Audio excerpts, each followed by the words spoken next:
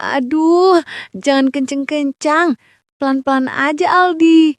Ibu sakit.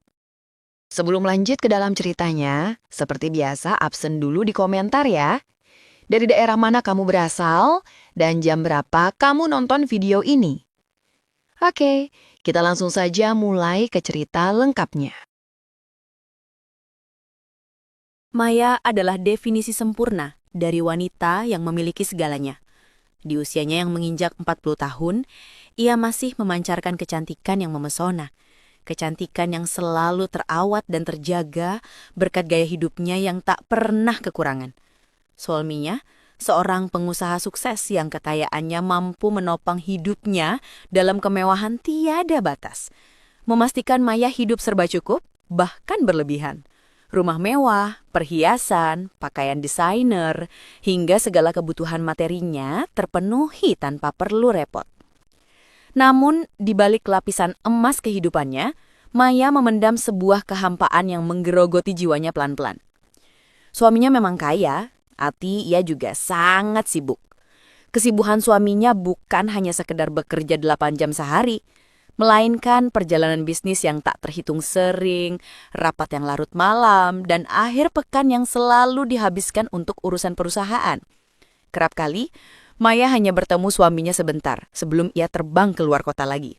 Komunikasi mereka hanya sebatas formalitas, bukan lagi kehangatan sepasang suami istri.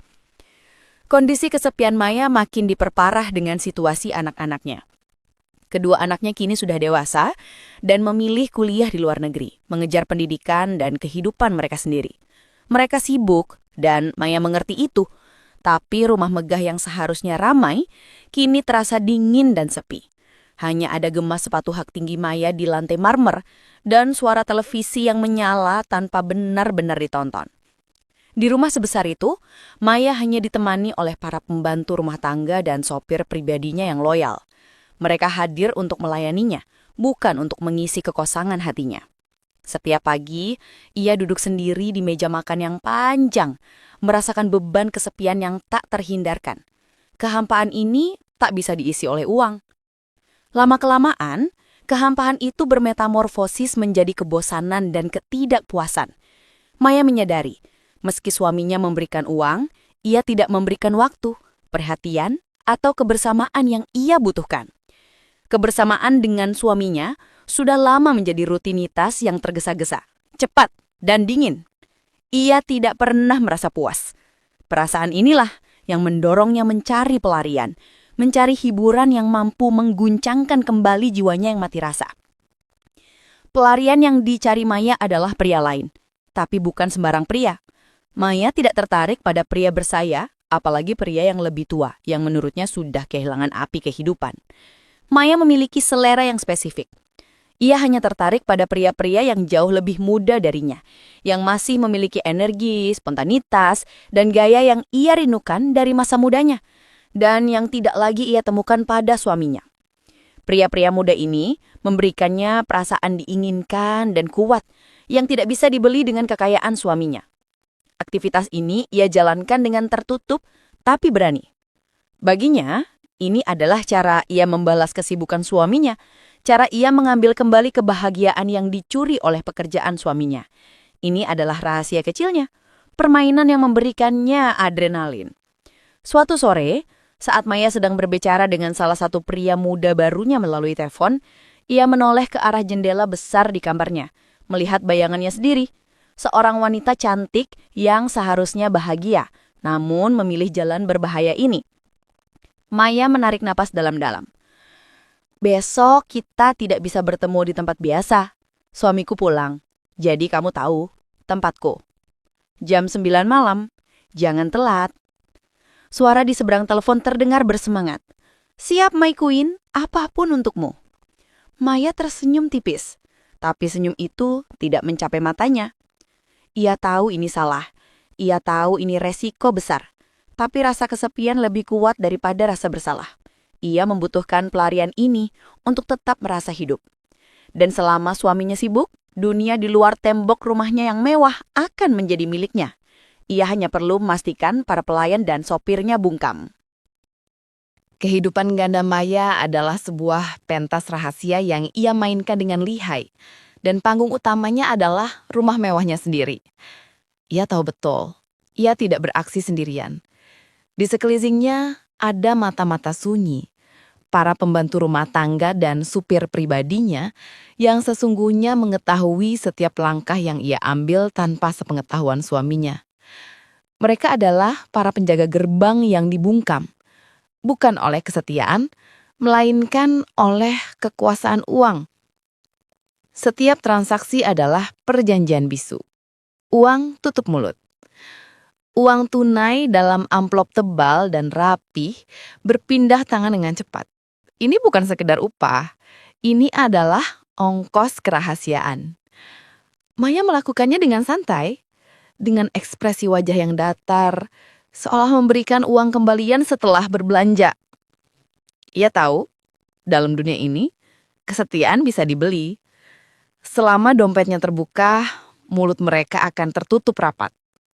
Ironisnya, momen-momen Maya sering terjadi di dalam rumah itu sendiri, di mana jejak kekuasaan suaminya paling terasa. Ketika suaminya sedang pergi keluar kota untuk urusan bisnis yang tak beresendahan, rumah itu berubah menjadi sarang pertemuan rahasia. Maya tidak menyembunyikannya dari para bawahannya. Ia justru melakukannya dengan santai di depan mereka. Sebuah bentuk arogansi yang didasari oleh keyakinan bahwa uangnya adalah perisai. Seringkali para pembantu itu melihatnya. Melihat sosok pria muda yang berbeda-beda, melintas di ruang tamu, di pinggir kolam renang. Mereka mendengar tawarinan Maya yang berbeda dari tawa formalnya di depan suaminya. Mereka melihat bagaimana mata Maya bersinar dengan tidak pernah mereka saksikan ketika suaminya ada. Maya ingin dilihat, ingin dikagumi bahkan oleh para pelayannya sendiri. Suatu malam, setelah salah satu pria mudanya pulang, Maya melewati dapur. Bik Surti, salah satu pembantunya, sedang membersihkan meja. Maya berhenti sejenak, melemparkan pandangan yang tajam dan sedikit menantang. Bi, ruangan atas sudah dibersihkan. Bi Surti menunduk sedikit. Sudah, Bu. Kamarnya sudah rapi seperti semula. Maya tersenyum tipis, meraih amplop dari saku gaun sutranya. Bagus.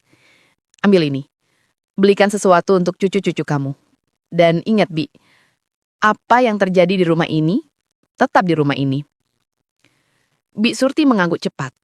Tangannya meraih amplop itu seolah memegang rahasia yang sangat berat. Iya, Bu Maya, saya mengerti betul. Aktivitas Maya tidak hanya terbatas di dalam tembok rumahnya saja. Pertemuan di luar juga menjadi rutinitas dan disinilah supir pribadinya memainkan peran kunci. Setiap malam mobil mewah itu meluncur keluar dari gerbang membawa Maya menuju kafe remam-remam, hotel butik, atau apartemen sewaan. Supir itu hanya menjalankan tugasnya, mengantar majikannya. Ia tahu kemana dan untuk apa. Tapi ia menempatkan dirinya di luar urusan pribadi Maya. Baginya, mengantar adalah pekerjaan. Apa yang dilakukan Maya setelah ia turun dari mobil adalah bukan urusannya. Sikap profesionalisme yang pasif ini diperkuat oleh uang tutup mulut yang selalu Maya berikan setelah misi selesai. Suatu malam dingin, setelah mengantar Maya bertemu seorang pria muda di sebuah bar kota, supir itu menunggu di dalam mobil. Pikirannya kosong. Ketika Maya kembali, ia terlihat sedikit berantakan. Napasnya tidak teratur, tapi matanya berbinar-binar. Maya membuka pintu mobil dengan pelan. Ia duduk di kursi belakang, menyandarkan kepala, lalu tersenyum pada pantulan supirnya di kaca spion. Maya berbisik. Suaranya serak. Terima kasih sudah menunggu Pak Budi. Maaf ya, malam ini agak larut. Pak Budi hanya menjawab datar. Tidak masalah, Bu. Sudah tugas saya. Maya meraih tasnya, mengeluarkan dompet kecilnya. Ini, untuk kopi dan rokokmu besok. Anggap saja ini uang lembur. Dan sekali lagi, Maya menekankan kata-katanya sambil menatapnya langsung dari spion. Tentang malam ini, Pak Budi menangkap serut mata Maya, lalu mengangguk singkat. Saya hanya melihat jalan, Bu. Tidak melihat yang lain. Kepala Maya menyandar lagi. Ada kepuasan dalam permainan ini. Ia memegang kendali atas rahasia semua orang. Rahasia dirinya, rahasia kesetiaan bawahannya, dan rahasia suaminya yang tak pernah tahu. Putusnya hubungan Maya dengan pria muda terakhirnya membawa dampak yang tak terduga. Bukan kelegaan, melainkan galau dan frustasi mendalam. Ia merasa dikhianati oleh pelariannya sendiri. Rasa hampa yang ia coba tutupi dengan keinginan kini kembali terbuka, membuat rumah megahnya terasa seperti penjara yang dingin. Dengan suami yang abai di luar kota, Maya mengambil keputusan sepihak, melarikan diri ke Bali. Ia mencari bukan ketenangan, melainkan jeda dari kepura-puraan. Ia menyewa villa mewah yang dikelilingi privasi, sebuah tempat di mana matahari terbenam bisa menelan segala rahasianya. Disinilah ia bertemu Aldi, penjaga villa. Seorang pemuda yang tidak ia cari, tapi justru ia butuhkan. Aldi dengan kesopanan dan profesionalismenya mengurus semua kebutuhan Maya. Layanan Aldi yang tulus, tanpa motif tersembunyi, justru menarik perhatian Maya yang sudah lelah dengan intrik dan kepalsuan. Awalnya interaksi mereka berjalan normatif, sekadar instruksi dan pelaksanaan tugas. Tapi hati Maya yang kosong dan keinginan lamanya terhadap pria muda mulai bersuara. Ia melihat Aldi bukan sekadar pelayan, melainkan sebuah kemungkinan yang baru.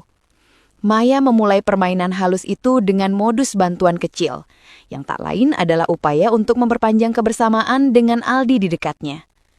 Suatu siang, saat Aldi mengantarkan minuman dingin ke teras villa, Maya menahannya. Maya menunjuk ke arah pantai, nadanya terdengar seperti sedang merenung. Aldi, lihatlah laut itu. Indah ya? Tapi, apa kamu pernah merasa kesepian saat melihat pemandangan seindah ini?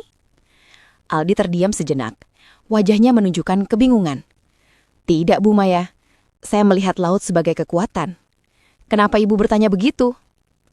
Maya tersenyum tipis. Matanya mengunci mata Aldi. Karena aku selalu merasa kesepian, Aldi. Di rumahku yang besar, di samping suamiku yang sibuk. Aku kesini karena aku ingin berhenti merasa sepi. Maya meraih gelas minumannya, jarinya sengaja menyentuh tangan Aldi yang hendak menarik nampan. Bisakah kamu duduk sebentar saja? Aku butuh seseorang yang tidak akan buru-buru pergi. 5 menit. Anggap ini bagian dari layanan terapi mental villa ini. Aldi merasa tidak enak untuk menolak, akhirnya duduk. Setengah jam berubah menjadi setengah jam. Maya terus melontarkan pertanyaan-pertanyaan ringan tentang kehidupan Aldi, tapi ia membalasnya dengan curhatan terselubung tentang betapa hambar pernikahannya. 1 jam kemudian, ketika Aldi berdiri hendak kembali bekerja, Maya melancarkan langkah selanjutnya. Maya berdiri, lalu berjalan perlahan ke arah jendela kaca. Aldi, aku rasa udara di dalam villa ini agak pengap. Aku ingin membuka jendela di kamar tidur utama, tapi aku takut serangga masuk. Maukah kamu memastikan tidak ada serangga sebelum aku tidur siang? Aldi merasa permintaannya aneh, namun ia tetap menjawab hormat. Tentu, Bu, itu tugas saya. Ketika Aldi masuk ke kamar, ia membuka tirai tebal. Cahaya matahari menerpa tempat tidur king size yang belum tersentuh. Maya menyusul masuk, berdiri di ambang pintu, mengamati Aldi dari jauhan. Maya berkata dengan nada suara yang lebih rendah. Di sini, aku merasa bisa menjadi diriku sendiri, Aldi. Tanpa harus menjadi ibu pengusaha atau nyonya besar. Aku hanya Maya, seorang wanita yang, mencari sedikit kehangatan. Aldi berbalik, merasa tidak nyaman dengan pandangan Maya dan suasana di kamar. Ia bergegas menutup jendela kembali. Saya sudah pastikan, Bu Maya, tidak ada serangga. Kamarnya aman. Maya mendekat 1 langkah. Aldi, kamu adalah pria yang baik, dan kamu lebih dewasa dari usiamu. Aku suka itu. Aku butuh orang yang stabil di dekatku saat aku sedang galau begini. Maya melangkah mundur, tersenyum penuh arti. Terima kasih, Aldi. Kamu boleh kembali bekerja. Nanti malam aku butuh kamu menemaniku makan malam di teras. Permintaan terakhir itu bukanlah pertanyaan, melainkan sebuah perintah. Maya tahu, ia sudah berhasil memasukkan Aldi ke dalam jaring-jaring perhatiannya. Permainan Maya tidak mengenal kata mundur. Setelah menciptakan ruang melalui permintaan-permintaan kecil, kini Maya meningkatkan perhatiannya. Ia ingin bersama dengan Aldi dengan sikap biasa saja, tidak dengan rasa canggung. Aktivitas pertama yang ia ubah adalah interaksi di teras. Obrolan kini menjadi rutinitas wajib. Mereka duduk berhadapan, menikmati pemandangan pantai, dan Maya akan membahas topik yang lebih personal, mencari celah untuk masuk ke dalam pikiran Aldi. Suatu pagi, saat mereka menikmati sarapan di teras, Maya menatap Aldi yang sedang menyusun buah. Maya memulai, "Aldi, kamu muda, tampan, dan sopan. Kenapa kamu hanya mau jadi penjaga villa? Kamu tidak punya mimpi yang lebih besar?" Aldi tersenyum simpul. "Saya sudah nyaman di sini, Bu Maya. Orang tua saya juga di Bali. Dan saya sadar diri, saya tidak punya modal sebesar para pengusaha." Maya mengambil sepotong buah dari piring Aldi. Modal itu bukan hanya uang, Aldi. Modalmu adalah ketulusanmu, energimu. Itu lebih mahal dari uang suamiku. Coba lihat aku. Maya mencondongkan tubuhnya sedikit. Aku punya segalanya. Tapi aku datang ke Bali hanya untuk duduk di sini, mencari orang yang mau mendengarkan aku. Aldi merasa canggung, tapi ia tidak bisa memalingkan pandangannya. "Saya selalu siap mendengarkan, Bu Maya." Maya berbisik, "Aku tahu kamu siap." Dan itu membuatku merasa spesial. Setelah pembicaraan yang semakin dalam, Maya berani melangkah lebih jauh, mengajaknya berjalan-jalan bersama di luar kompleks villa. Ini adalah momen publik pertama mereka sebagai pasangan. Di sebuah restoran di tepi pantai saat makan malam, Maya memesan sebotol anggur mahal. Ia mengangkat gelasnya. Maya berkata dengan tatapan inten, "Untuk liburanku yang seharusnya sepi, tapi ternyata menjadi begitu menyenangkan berkat kamu, Aldi." Aldi mengangkat gelasnya dengan ragu. "Terima kasih, Bu Maya. Saya hanya menemani." Maya terkekeh. Menemani itu kata yang terlalu formal. Katakan saja kamu menjadi temanku malam ini. Teman jalan-jalan, teman curhat. Ia menyentuh punggung tangan Aldi di atas meja. "Aku suka menghabiskan waktu denganmu, Aldi. Kamu membuat aku lupa bahwa usiaku sudah 40. Aldi menarik napas. "Usia tidak penting, Bu Maya. Yang penting ibu terlihat bahagia." Maya menjawab dengan suara rendah. "Iya, aku bahagia. Kamu yang membuat aku bahagia." Semakin kesini mereka semakin dekat dengan tidak ada rasa ragu lagi. Suatu hari, saat udara terasa panas, Maya mengajak Aldi berenang di kolam renang yang ada di villa. Maya sudah berada di kolam, tubuhnya terendam. Ia membuat Aldi yang masih berdiri ragu di tepi kolam, mengenakan pakaian renangnya. Maya memanggilnya, "Aldi, kenapa kamu di situ saja? Airnya hangat dan kamu tidak boleh melihatku berenang sendirian. Masuklah." Aldi akhirnya melompat masuk, menciptakan percikan air besar. Maya berkata, "Kamu terlalu tegang, Aldi. Rileks, tarik nafasmu." Aldi memejamkan mata sejenak. Saya akan coba rileks, Bu Maya." Maya tersenyum. "Itu baru bagus. Ingat, di sini tidak ada batasan. Batasan itu ada di Jakarta, bukan di Bali." Malam hari, rutinitas menonton film Jepang sambil minum teh menjadi ritual penutup. Dalam keheningan, film di layar hanya menjadi latar belakang bagi kedekatan mereka. Maya berbisik pelan, "Film ini agak membosankan ya. Tapi aku suka suasana ini. Hangat, dekat." Aldi menoleh, mencoba menjaga jarak. "Saya tidak terlalu suka film drama, Bu Maya. Tapi kalau ibu senang, saya akan temani." Maya memiringkan kepalanya, suaranya sangat rendah. "Kamu tahu apa yang paling aku suka dari malam ini, Aldi? Bukan filmnya, tapi kebersamaan denganmu." Dialog-dialog ini penuh dengan makna ganda, menegaskan bahwa Maya telah berhasil menarik Aldi keluar dari zona profesionalismenya. Aldi, sang penjaga villa, jelas tidak bodoh. Dia melihat tarikan dari Ibu Maya. Siapapun pasti terpancing oleh perhatian dari wanita secantik itu. Apalagi dia kaya dan seolah-olah menganggap Aldi spesial. Keinginan itu ada, tapi datang bersamaan dengan kesadaran yang menampar. Dia itu cuma penjaga villa. Beda kelas mereka terlalu jauh. Aldi merasa dia dan Maya ada di dunia yang berbeda. Dan perbedaan itu nyata, bukan main-main. Selain perbedaan status, ada satu hal lagi yang mengganjal. Maya adalah istri orang. Aldi berusaha keras menahan diri. Baginya, melayani Maya adalah pekerjaan. Dia hanya perlu fokus pada tugasnya, tidak peduli seberapa kencang rayuan Maya. Suatu malam, hari terakhir Maya di Bali, mereka duduk di teras. Bintang-bintang terlihat terang. Aldi memulai pembicaraan, nadanya agak hati-hati. "Ibu Maya, liburannya kan sebentar lagi selesai. Saya harap ibu jadi lebih tenang sekarang." Maya memandang ke laut, ekspresinya sedih. "Aku tenang, Aldi, justru karena kamu. Aku menemukan seseorang yang membuatku lupa kalau aku punya masalah besar di Jakarta. Kamu sendiri dapat apa di sini?" Aldi menunduk sebentar. "Saya dapat kenyamanan, Bu, karena ibu orangnya baik. Dan saya senang kalau ibu merasa lebih baik sekarang." Maya meraih tangan Aldi, tidak ada keraguan sama sekali dalam gerakannya. "Jangan pura-pura bodoh, Aldi. Aku tahu kamu juga merasakan kenyamanan ini. Kita berdua, coba jujur sedikit." Aldi menarik tangannya pelan. Dia mencoba mempertahankan sikap profesionalnya. "Maaf, Bu Maya. Saya tahu ibu sedang galau. Tapi saya tidak mau ibu menyesal. Saya ini cuma pekerja ibu di sini. Dan ibu sudah punya suami." Maya menatapnya dalam, sedikit kecewa. "Tapi perasaan itu datang dari hati. Apakah hati perlu mikir soal aturan?" Perpisahan akhirnya terjadi. Maya harus pulang ke Jakarta karena suaminya sebentar lagi tiba dari luar negeri. Perpisahan yang terasa berat dan menyisakan banyak janji. Di depan mobil, Maya memeluk Aldi sebentar. Dia sengaja menahannya lama. Maya berbisik pelan, penuh harapan. "Ini bukan akhir, Aldi. Aku janji. Kita punya ponsel canggih kan? Aku mau kita tetap ngobrol. Janji ya?" Aldi mengangguk pasrah.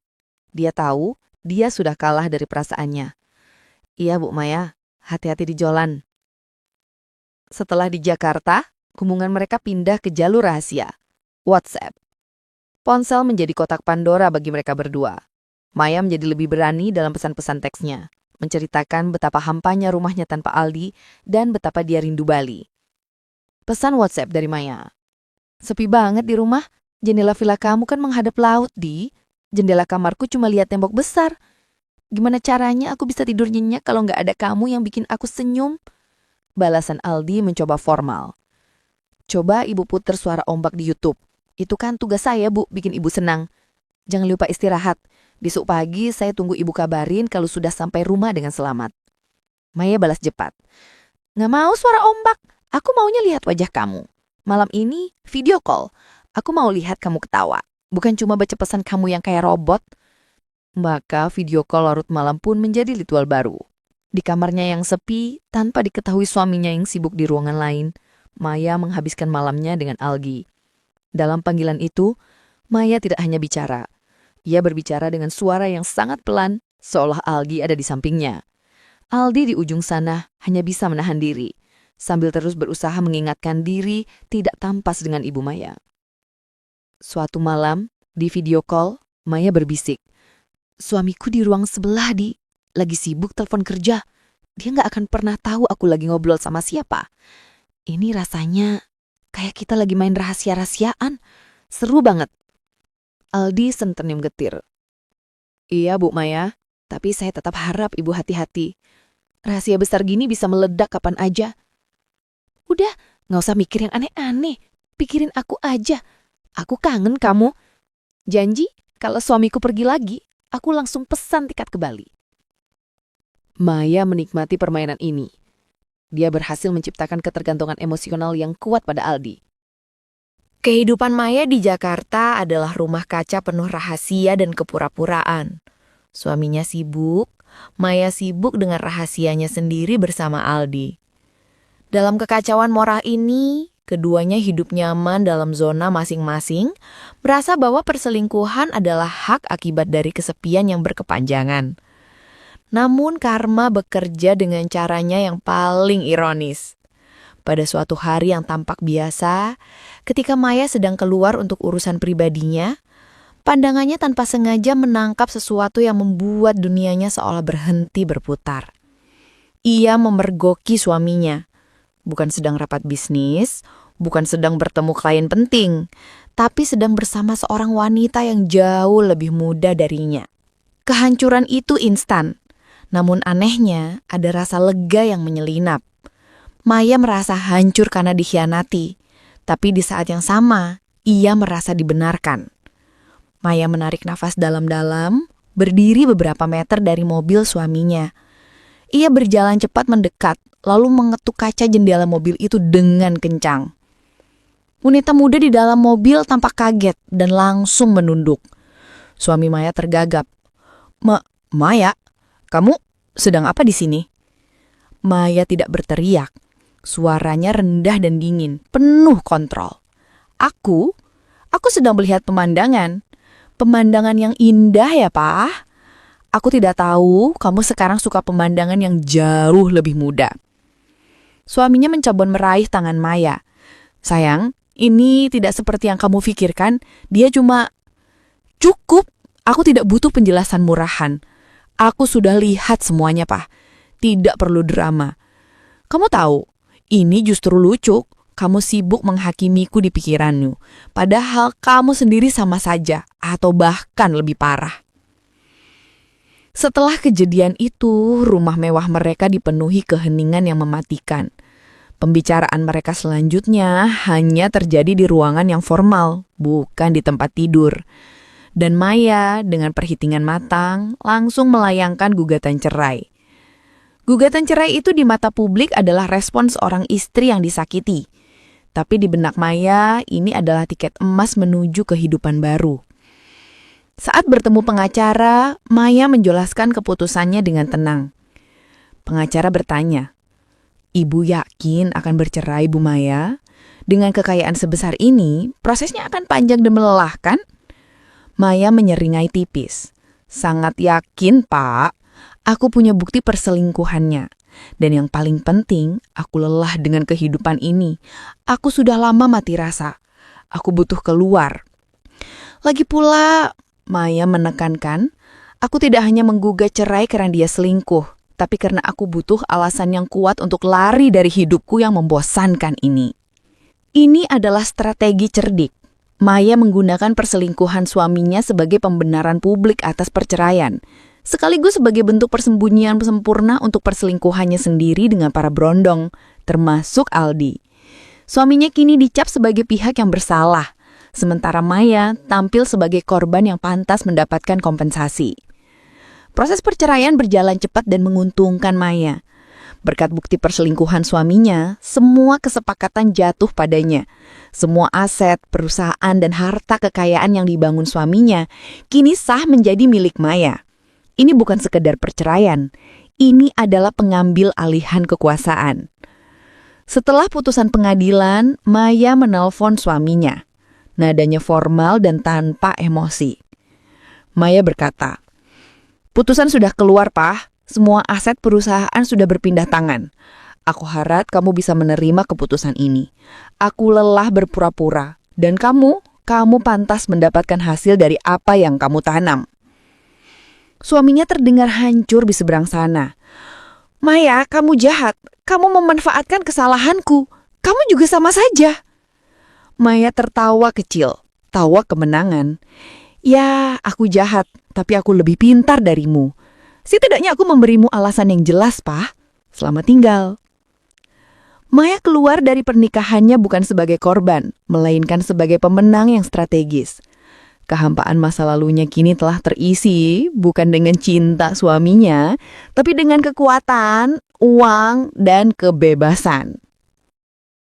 Dengan surat cerai di tangan, Maya kini adalah wanita yang seutuhnya bebas. Dan yang terpenting, sangat kaya.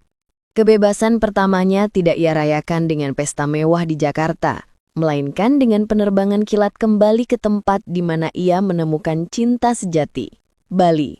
Maya langsung menemui Aldi di villa. Ia tidak datang sebagai tamu, melainkan sebagai seorang wanita yang membawa kepastian.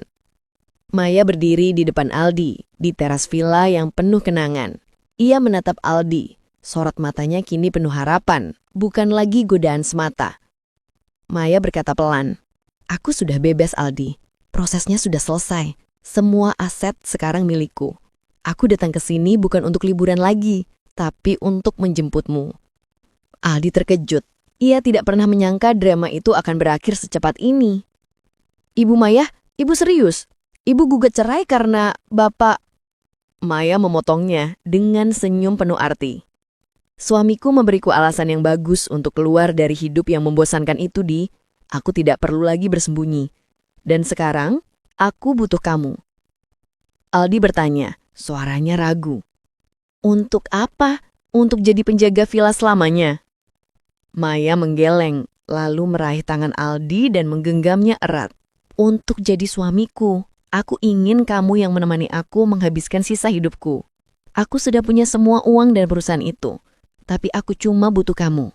Kamu mau, Di? Permintaan itu berat bagi Aldi.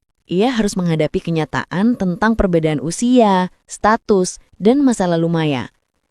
Namun ia menyadari, perhatian dan ketulusan Maya selama ini memang tulus. Aldi menarik napas panjang. Saya tahu saya cuma penjaga villa. Ibu usianya jauh di atas saya. Tapi saya sudah sayang sama Ibu Maya. Cuma...